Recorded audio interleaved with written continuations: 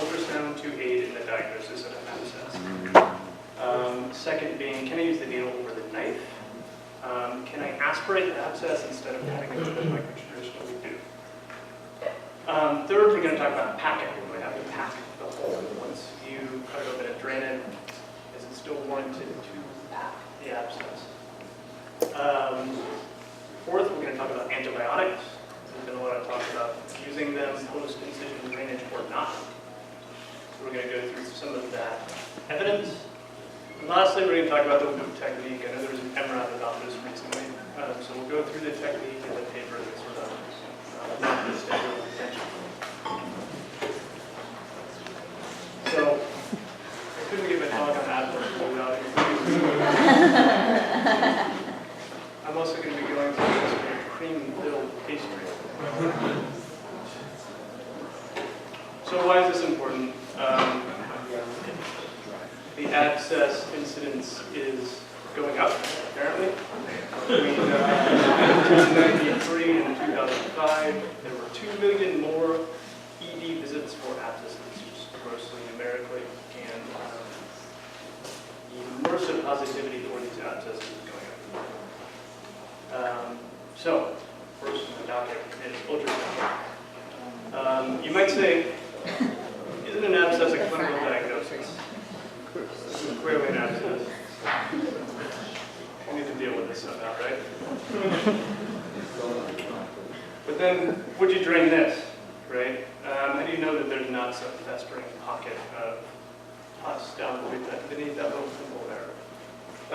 So the issue comes with just using physical exam alone. Apparently the Interrater reliability is only poor to fair with using just exam alone.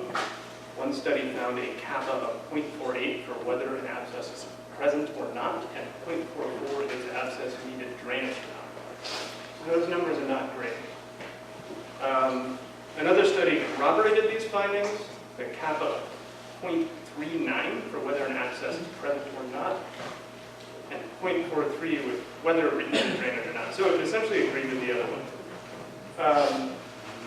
Also remember, we're talking pediatrics here. So if you're going to drain something, you're probably going to need some kind of sedation, or at least you're going to need Frank to hold down the kid and essentially challenge this for a short period of time. So it carries a higher morbidity than adults to drain something, or attempt to drain something where there's nothing to drain. So our own Penn faculty looked at this recently. They did a literature review where they looked at 25 studies, 6 of them which met their inclusion criteria, and then they pooled the sensitivity and the specificity for using exam alone and then for using exam with ultrasound added. What they found was that sensitivity for exam alone was 75 to 95% with a specificity of 60 to 84%. If you put an ultrasound on it, it increased both of those modestly to a sensitivity of 90 to 98%, and a specificity of 67 to 88%. So the conclusion here is this is a pretty quick EPM. What gold standard test are these being compared to? In regard to... Yeah, just to get the sensitivities and specificities. Satya, do you have an answer to that? What's the gold standard this is being compared to? So the gold, I guess the gold standard should be some kind of imaging. CT scan is probably the gold standard, but your clinical standard is every clinical exams to diagnose abscesses. So the study is about comparing the ultrasound to a clinical exam to see the ultrasound better than the clinical exam. And the gold standard would be to incise the abscess. That's the true gold standard, but it's invasive. And so in children, you couldn't incise. We diagnose something clinically as non-abscess, and you wanted to then go ahead and prove yourself. And you have to incise the case. But it's kind of unethical to go incising every batch you think may or may not have an abscess. So of ways to get around it. There's a lot of issues with having to run a study with a proper gold standard. So it was compared with clinical exam, ultrasound, and then follow-up.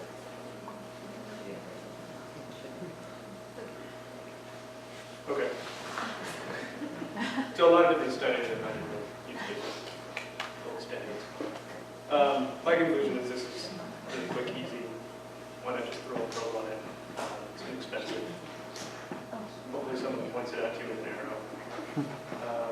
There's a modest increase in sensitivity and specificity. Yeah. So this is the goal, right? I'm going to try to drain the abscess, hopefully not in the eye.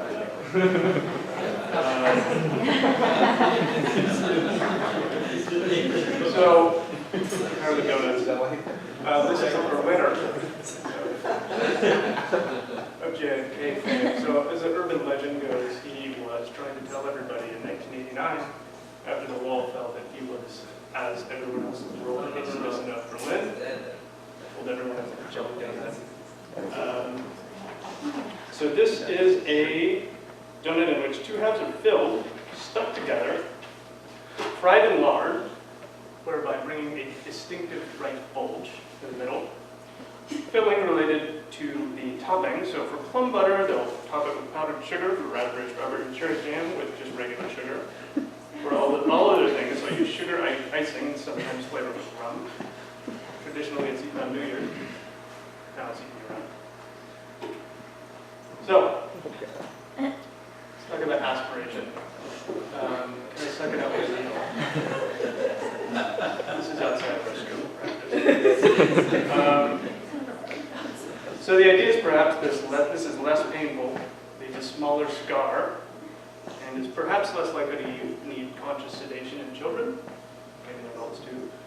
But then what if the abscess is more complex than just one pocket? What if you need to go and break up the loculations?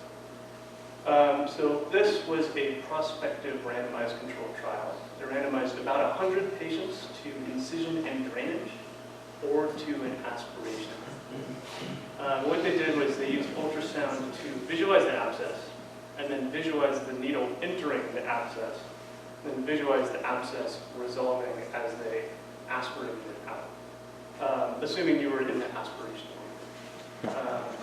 And then they followed it for treatment failure on days 0, 2, and 7.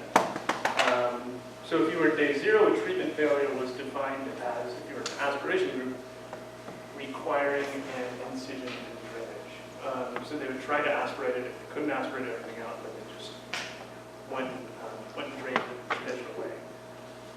And then at day 2 and 7, they followed it for essentially resolution of symptoms. So if erythema, warm periods, discharge persisted, then they called it a treatment failure, and they addressed it as they deemed appropriate, antibiotics, and additional exploration, etc. What they found was that day 0, there was a 60% treatment failure for aspiration, and a 4% treatment failure for IND. I don't know what that treatment failure was, since the treatment failure was progression to IND. They didn't specify. But at day 2 and 7, the results were not significant. So what I took away from this study was that if the initial aspiration works, it's about as good as an incision drainage.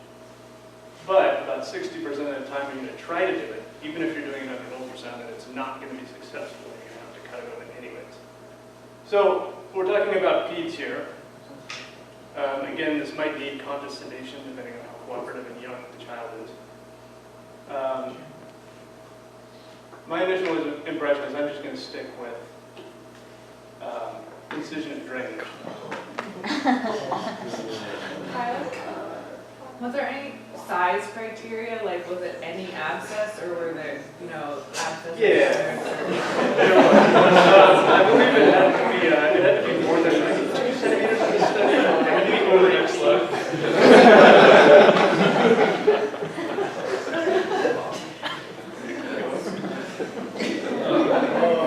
It also could be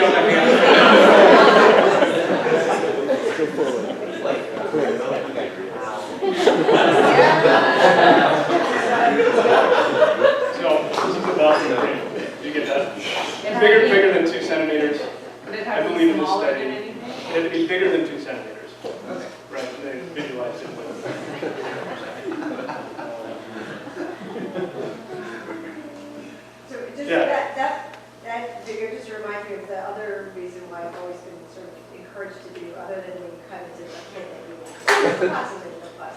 But if there's some sort of vascular restriction under there that you didn't know was there, it's always good. This is also a good practice.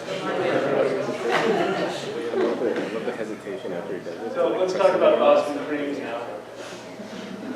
So this is a solid yeast-ridden donut.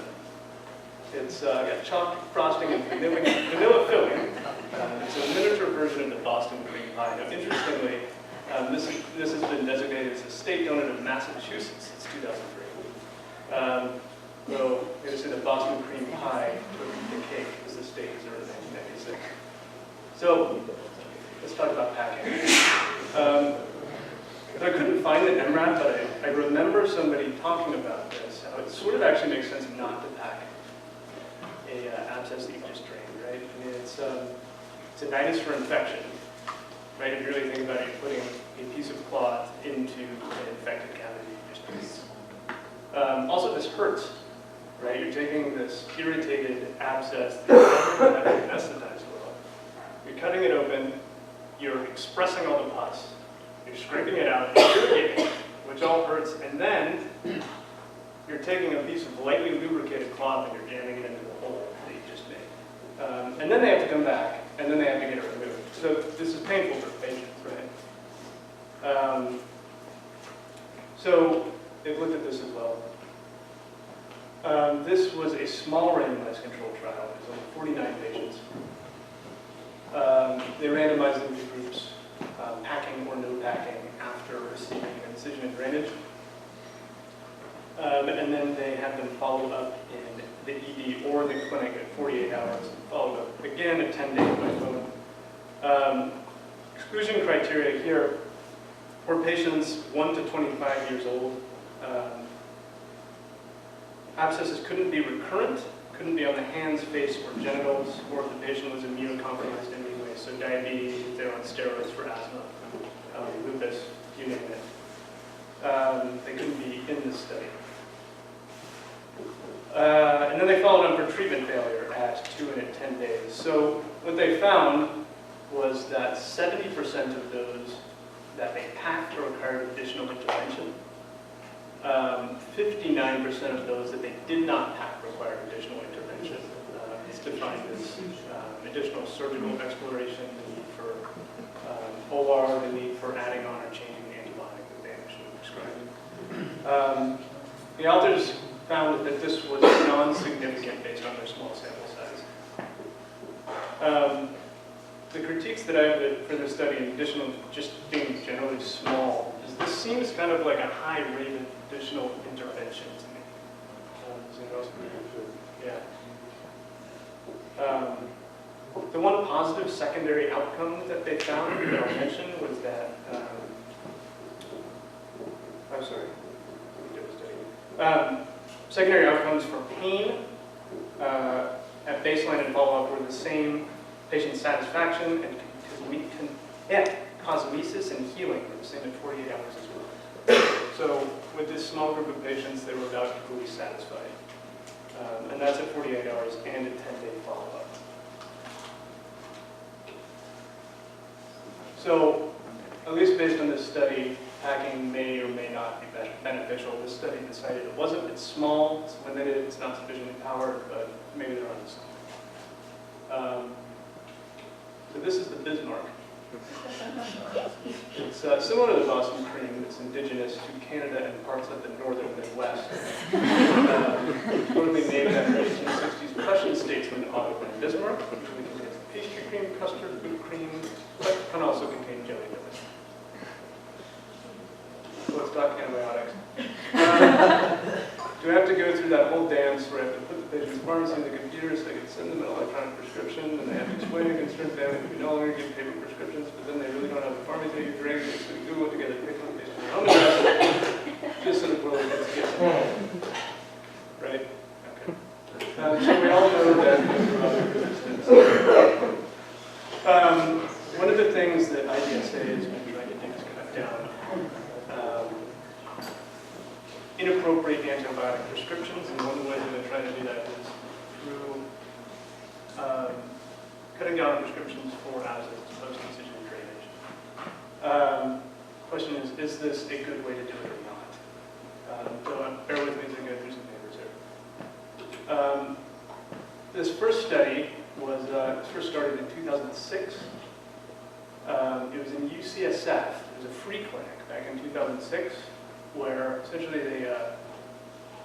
the UCSF faculty members were running this free clinic for homeless people with high rates of AIDS, hepatitis C, generally immunocompromised people. And then they followed INDs that subsequently grew out MRSA-positive cultures that were treated with Keflex. Does that make sense? So they were following inappropriate antibiotic prescriptions for the bacteria that Keflex essentially has an action against. And what they found by this retrospective chart review was that the patients prescribed Keflex essentially did just as well as those that were prescribed more appropriate coverage. So then they went and did a randomized double-blind placebo-controlled trial for Keflex against placebo. So that's the second study here. So this study was, it's just how it sounds, they randomized about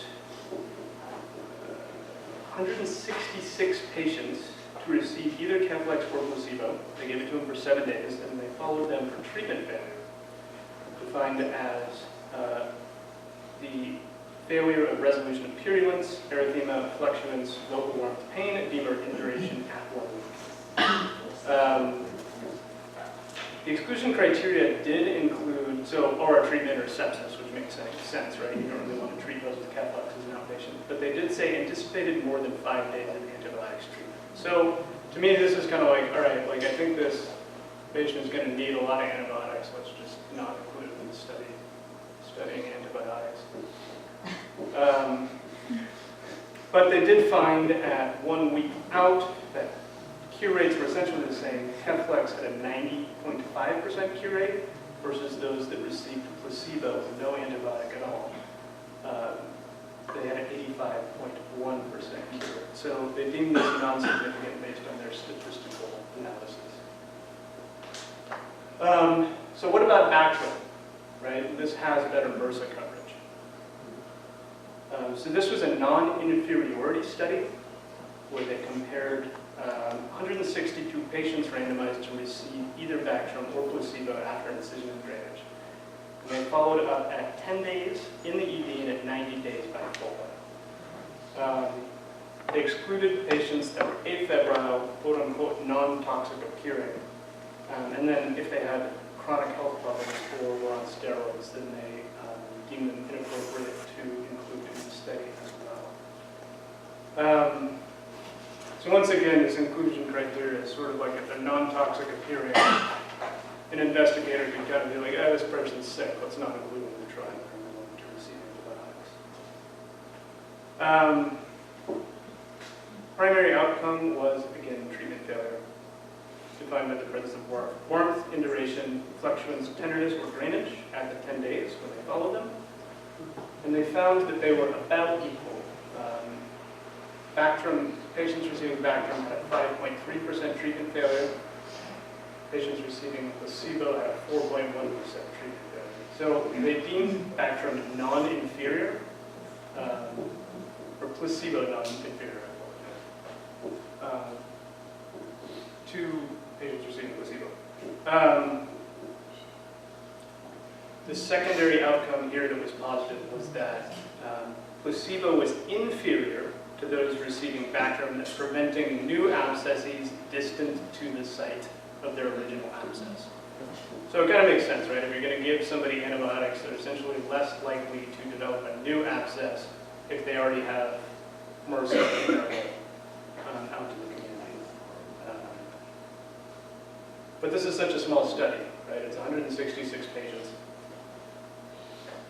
It's underpowered, and it looks like could potentially be positive if there are more patients. So this was a study that recently came out, this past March, And this was a larger randomized controlled trial looking at Bactrim and placebo for uncomplicated skin abscesses.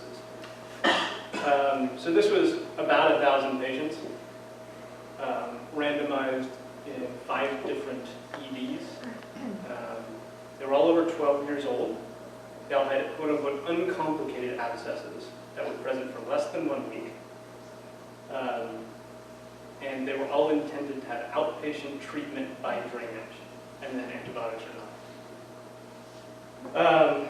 The outcome measure was a clinical cure rate in 7 and 14 days. So that was, again, defined as similar to previous studies, as the absence of worms, the duration, continued drainage, et cetera, et cetera. What they found was that for patients with these uncomplicated abscesses that they chose to enroll in the trial, clinical cure rate at 1 week out was 86.5% for those receiving Bactrim and 74.3% for those receiving placebo. And they also deemed this non-significant. So according to these authors, when you prescribe Bactrim to children or abscesses, you're not making any significant difference. I'm including this next slide because this was also a recent paper. This was with a different outcome. This was a retrospective chart review, so it's not quite as good. It wasn't 492 patients. So also a large study, retrospective.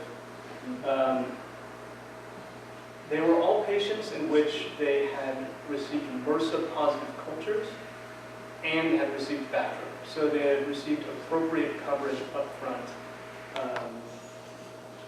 without the investigator, the initial treating physician knowing what they were treating. They had prescribed Bactrim and it seemed to help. Bactrim being 95% cure rate, placebo having an 87% cure rate. So this is a larger study. The only thing I will say is this is sort of a hindsight is 2020 kind of situation, right? Where you're looking back and you're saying, oh, this person had MRSA, we gave him Bactrim, and it also helped. So not quite as good as a prospective study. So taking all these into account, you probably don't need to prescribe antibiotics for every abscess that you drain. It might help in MRSA-positive patients, but you don't know what you're treating. And all of the retrospective studies, all the prospective studies that seem to not make a difference if you don't know what you're treating as you're prescribing antibiotics. And these are all uncomplicated abscesses that you're treating. Nobody's, I wouldn't send this home with antibiotics, without antibiotics, right? And this is there's a large area of cellulitis, it looks really nasty. This is something that would probably be excluded from one of the studies that determined that Bactrim was not effective in treating incision and drainage. So it would be helpful if we had some guidelines, right? So these are the IDSA guidelines as of 2014, it's 2 years ago. So they sort of agree with the evidence that I went through. Antibiotics are recommended for severe extensive disease. If there's rapid progression in the presence of associated cellulitis, if there's signs and symptoms of systemic illness, so if they have a fever, if they look toxic, obviously you're going to treat them. If they have any associated comorbidities, so children and adults with diabetes, if they're taking steroids, if they have lupus, et cetera, et cetera, et cetera.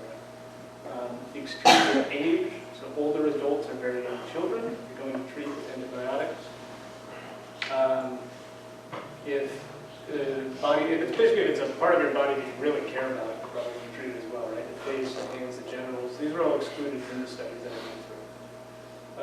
There's associated septic phlebitis, or obviously if you drain somebody and they come back and they still look infected, you're going to do something else, and prescribing antibiotics is a totally ridiculous thing.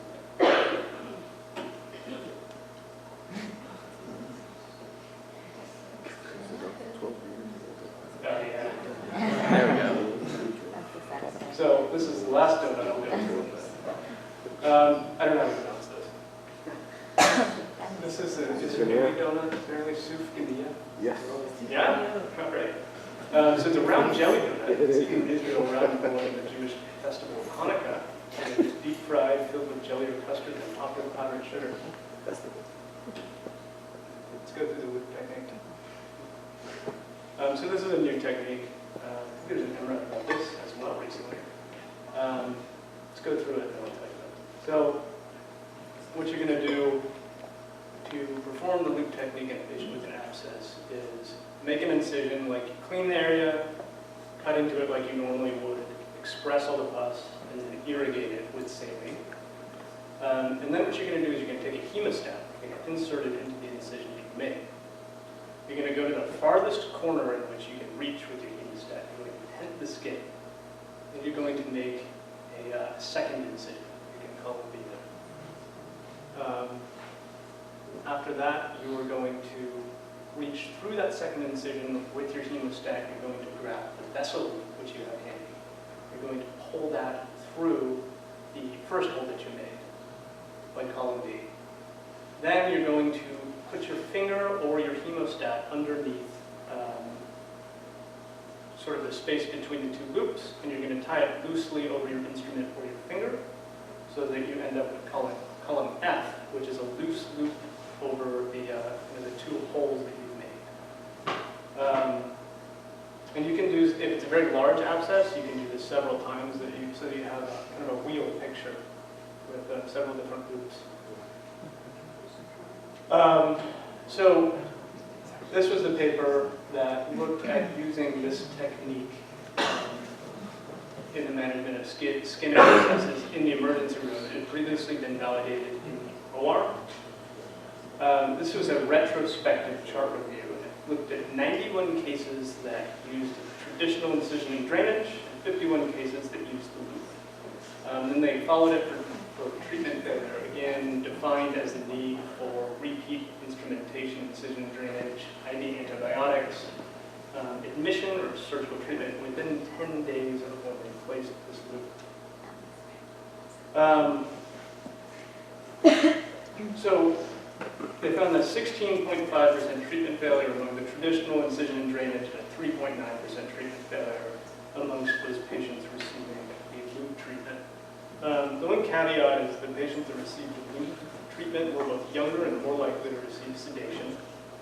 And there's also a huge recall bias potential in this study, right? Because they were doing both chart review and then they called the patients after the fact and they said, hey, does your incision was better. So you can imagine if people are receiving this new fun treatment, they're more likely to say, yeah, my kid's abscess is healed. So this is a small study, it's retrospective, it's not great, there's obvious methodological problems. But it's something to look out for. It's something to think about, maybe we'll be seeing more from this in the future with regards to abscess management. Yeah. What are you using for the loop part? What is So it's something you have to, I think it's actually something you have to buy. It's specifically for its purpose, but it's like a latex. So we don't have. I didn't do it. Actually, they're vessel loops used in vascular surgery. Okay, there you go. They're like little elastic bands. They've used various things actually. Yeah. That was one of the vessel loops, but the initial study that was done used a tubing that it almost looks like a tourniquet tubing. There's been various things that have been used. You can't use suture. That's, this is like almost a plastic material. Okay. So conclusions, ultrasound, why not? Might help you pick up something you wouldn't pick up otherwise. Aspiration works when it works, when it doesn't, it doesn't. I'm going to stick away from, I'm not going to do this for now. I feel like it's just going to prolong the process. It's going to work 40% of the time. And then the other 60% of the time, you just stuck a needle in someone and then you have to cut the bandages. Packing is probably not effective for pending some better studies. Antibiotics are not warranted if it's really uncomplicated. Otherwise, you can add that pharmacy clog and prescribe something like that. The loop technique is something new